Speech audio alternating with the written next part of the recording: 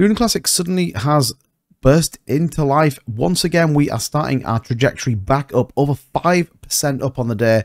Why is that? Well, it's a very interesting topic to talk about. We have another development group really setting out to make some big things, and they are some big players in the space. We're going to be taking a look at everything coming out, in particular some of the proposals coming our way that I think are going to be really big and certainly support the potential growth of Luna Classic. So that being said, let's dive into it. Here's the chart. You can see we're on a really nice road. This is the hourly chart. You see this big spike we had just yesterday afternoon, and we've kind of continued, albeit a slow increase. It is nevertheless an increase up to the 1433 range. Again, 5.2% up on the day, outperforming most of the other cryptocurrencies out there right now. And why is it, you ask? Well, ultimately we have Tobias Anderson Zaradar and Edward Kin supporting a new layer 1 community focus group, and they ultimately are kind of gonna go against Terra Rebels. Now Terra Rebels have kind of shot themselves in the foot.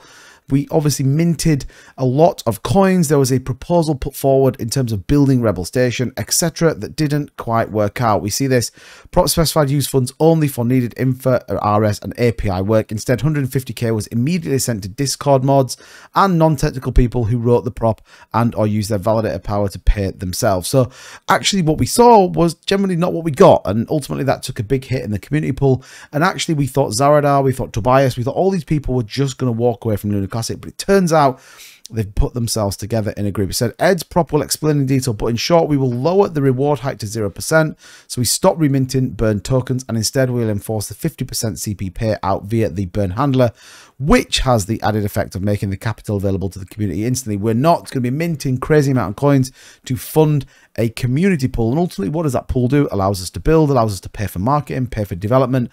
And I think you've got to remember with this, and you've got to remember with the Luna Classic chain, two things. One, we are one of the most, if not the most, cheap blockchain to run out there. Secondly, we are fully community owned. So although we have development teams, everything still goes through a community proposal. It still goes through the DAO system, and we all vote on it, whether that be the validator or you personally as the investor. But again, when you come over to Tobias's webpage, Twitter page, you can see a lot of debate and discussion and talk right now of where they are. And it says here 7 hours ago, and this is pretty big, I'm happy to announce that PFC validator, just so they know, they validate on ACRE, INJ, Coolg, Luna, Stride, as well as a number of other networks. You have Cole Strathclyde, again, a developer, Linux, server administrator, and finally ED Treb, which is another member of that team. And they have formed the Layer 1 Teams Community Oversight Committee, and they'll take part in a bi-weekly sprint planning session in order to provide feedback, quality control, and forward guidance. And again, I think this is a great step forward in terms of Luna Classic. Now, this other proposal is a very interesting proposal, 10983 by Marked Mats. Again, I tweeted out about this. I think it's a good thing to do to pull back and get rid of this minting of coins that goes into the community pool. We've already seen Zaradar proposing a way that we can do it. What's really interesting though is who is voting on it, in particular the validators. And this is where it's important. Validating is great because you get the staking rewards. Pick carefully because they ultimately are showcasing your opinion, and your opinion might be very different. So we can see 26 validators currently voted yes on this proposal. Put us back to where we were before, get us back into that space, whether that be 1.2% burn tax, whether that be that we're not reminting these coins, all of those things. We go back to basics. 26 validators have done no. We've had 4 validators. Why would these 4 validators say no? And what's even worse is the no with veto. Remember, this generally uses for scams. It means the original deposit to post this proposal lose that as well. And I think what's really interesting here is you can see who is really standing up for you. And we even have people that are abstaining. They're not even going to cast a vote on this. So I ask everyone out there that's invested in Luna Classic, you need to come and read these proposals. It's important that you're in there and then you make your vote count. This proposal for me is absolutely the right thing, that we get back to the 1.2% burn tax. We take away this reminting to the community pool, and I think it's very, very important.